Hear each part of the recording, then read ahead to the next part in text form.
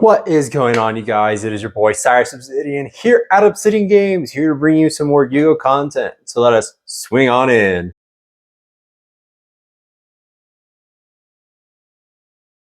So after last week's regional, and this being the week of thanks, we are taking Rescue Ace for a pause because I think I just have a curse where I'm only allowed to play a deck 3 times in a row before I start going downhill with said deck. And I think we were at that time with Rescue Ace by the time we got to the regional, so we are going to put it on pause and we're going to play some other things in prep for Malice because I honestly am a huge Cybers player and I've just been wanting to get my hands on a Cybers deck again. Can't wait for that and the new Adagnister support that's coming out next year. But for now, we're going to be playing something that's a little outside of my wheelhouse. We're actually going to be joining the ranks of all you GX fan favorites and we're going to be playing Heroes. So my take on Heroes is going to be very, very different. So I apologize to any of you Hero enthusiasts out there who adamantly play Heroes and this deck is your life. I do apologize for the choices that I have made for my Hero profile, but I think these are catered towards my locals and the way that I think I can play and pilot the deck. So without further ado, let me show you the deck profile and then we'll head out to locals to see if we can be a hero. All right, so let us dive right into this hero profile. So to start things out with our elemental heroes, we are playing 3 copies of Elemental Hero Stratos with 1 copy of Honest Neos, 1 Liquid Soldier, 1 Neos, 1 Shadow Mist, and then an honorary Wing Kriva level 6. So I am playing this for time purposes, so that way I don't lose into time. Being able to just inflict damage to my opponent is going to be really critical at times, I think. Next, for the Vision Hero lineup, we are playing 3 copies of Ferris, 2 Vion, and 1 Increase. So I know this is very controversial, where most people are playing 2 Increase, but I think playing a higher card count, we won't see Increase as often in our starting hand, or at all, because we're going to be seeing some other cards. So the one card that this deck does fall prey to is Droll.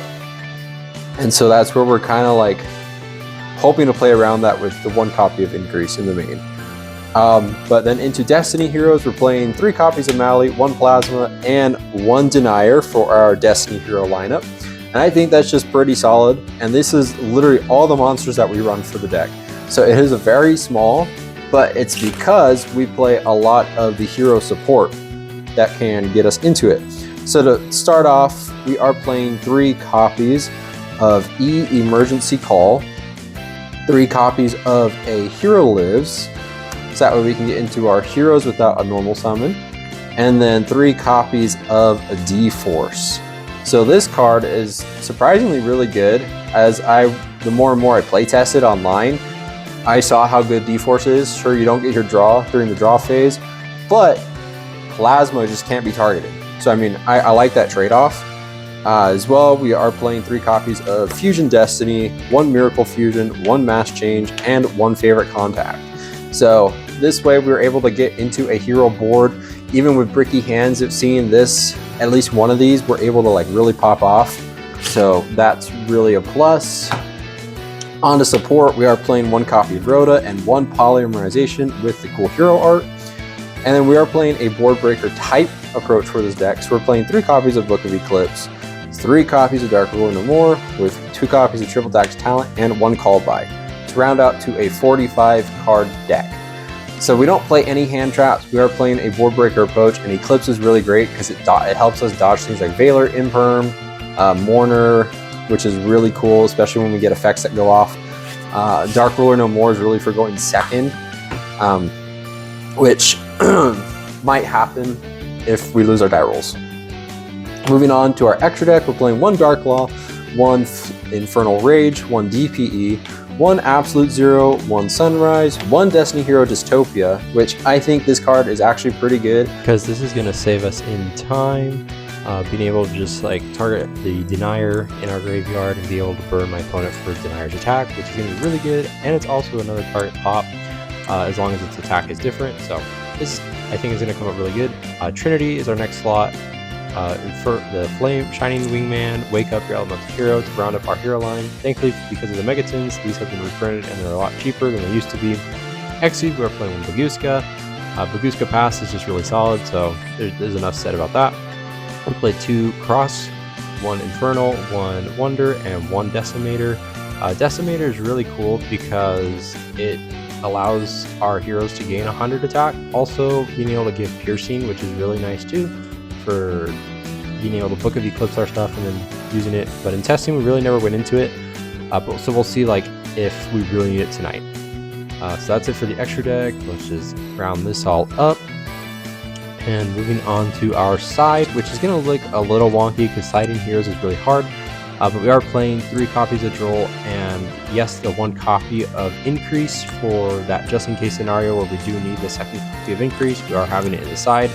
As for the rest is Board Breakers. We're playing 2 copies of Lightning Storm, 2 Twin Twisters with 1 Duster, really just to get rid of that back row, which I think is going to be really key.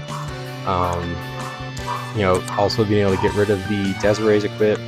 We are playing 3 copies of Forbidden Droplet and 3 copies of Evenly Matched, the card I will die on a hill on saying this card is like busted and broken. Looking forward to seeing like how well this really does for tonight. But yeah, I'm excited to play heroes, play something that's a little bit out of my comfort zone, and just see if we can in fact be a hero. So let's head out to locals. Alrighty, here we are at our locals, and it is small tonight, so we're playing 4 rounds. I didn't get a record for round 1 in between round 1 and 2 since we went to time. So round 1, we play against Tri-Brigade, and boy, he won the die roll and went first, and oh my gosh, not playing hand traps sucks because he just like full comboed into an insane board. We did our best to break it, but eventually he took it in the long run. Since we had used a Hero Lives, we were down to 4,000 life points anyways, so he was able to take it. Game 2, we play against Foul Monica, which is a deck that we did pick up. We played casually, played it in Master Duel for a bit, but my opponent wins the tie rule again. Oh, sorry, I guess I never really title lead round 1. Game 2 in round 1. We had like 15 minutes left, and we just went full combo. We set up Plasma, DPE, Favorite Contact, Droplet, D-Force, Pass, and he couldn't crack it. We had enough for game, and we went to time during battle phase, and we were able to take it, tying, so we drew in round 1. Round 2, we play against Valmonica. He goes first, he's able to establish a board, and then we just crack it. we had the one-ofs, so we saw Mass Change, or no, that was game 2. Yeah, game 1, we went Hero Lives, he Veilered our Stratos, we normal summoned Shadow Mist, and we did have the Mass Change, so we went, and he like negated the Shadow Mist effects, but since I had normal summoned it, it wasn't going to gain an effect anyways. We just Mass changed it away, got it to Dark Law, and we just comboed off from there, and we were able to take it. And then game 2, he didn't draw the best, and we just kind of cracked it from there. So we were able to take it, so we're 1-0-1 with a draw with 2 more rounds to go. So we'll see what happens with the rest of the night. Heroes is great, but not playing hand traps does suck. We're not like in a board breaker format. And again, we're playing against rogue decks too so far, and that's the other thing that I have to account for when I go to locals is playing against rogue decks, and those rogue decks do fall easily to hand traps, but against the board breakers, they're a little rough to play into. Like Tri-Brigade, being able to banish to link summon is like their gimmick. So having Veiler Imperm for the like Fractal, Nerval, Kit, that all hurts, but Shifter also hurts that deck hard too. Well-timed Ash can also hurt it, but like effect negation is key for that deck. And since he was able to just get into his Link 5, we weren't playing anyways. Plasma doesn't do enough against the deck since it can send us cost from field, but yeah, so it is as it is. But yeah, so far so good. So we'll see where we go from there. Yeah, heroes against a rogue format, rough. Heroes against meta format is actually pretty solid. So we'll see. Okay, so round 3, we play against Mikanko, and that's, you know, Tenpai before Tenpai essentially. But game 1, he goes first, or he makes me go first. We set up our classic hero board with DPE, Dark Law, or no, Sunrise, DPE, and Plasma. And he just lava golems and then just swings in for major damage. Game 2, we forced him to go first. And when we cracked his board with Evenly, we were able to set up DPE, Dark Law, Plasma, and he had 2 cards in hand. And we knew exactly what they were, so we were able to just take it from there. And then game 3, it was going down to the wire. Time was called as he entered battle phase, and it was just over. It was over because he was able to do like 1,800 or 18,000, sorry, for the damage. So we ended up taking the L there. And then round 4, we play against Tear Fiend Smith and Team Fear Smith Sarcophagus.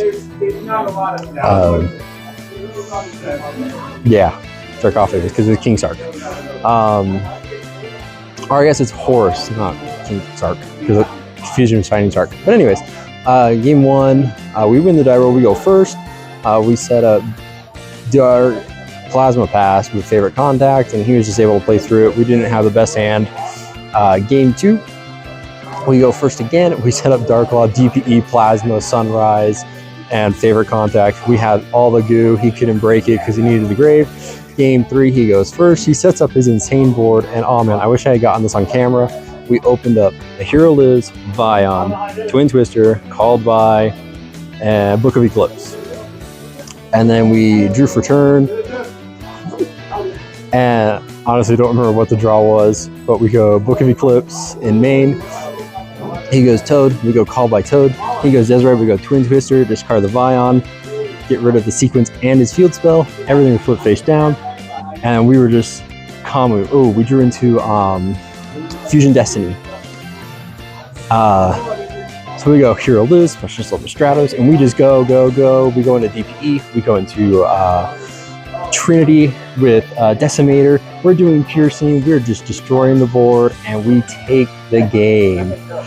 Oh, we end up doing 2-1-1. Unfortunately, since there were 4 3-1s, I think, we were placed out of Top Cut. But hey, not a bad night with heroes. Honestly, I'm proud of how the deck performed. Could do a little bit better with the cooking it. There were times we did side in that second increase, and game 1 against the tier, we did open the 1 copy of increase with Ferris, Vion, Malicious, and then like one other monster that just wasn't useful. But you know, mathematically it shouldn't have happened, but it did. But that's it for this local diaries, everyone. Let me know what you think of my hero deck. I know it's controversial playing the 1 increase in the main, but I think overall it was a good experience playing the deck as a board breaker. Playing in the rogue is really hard, but when we play against meta, heroes are definitely a good deck to go into. But we'll pass it over to you.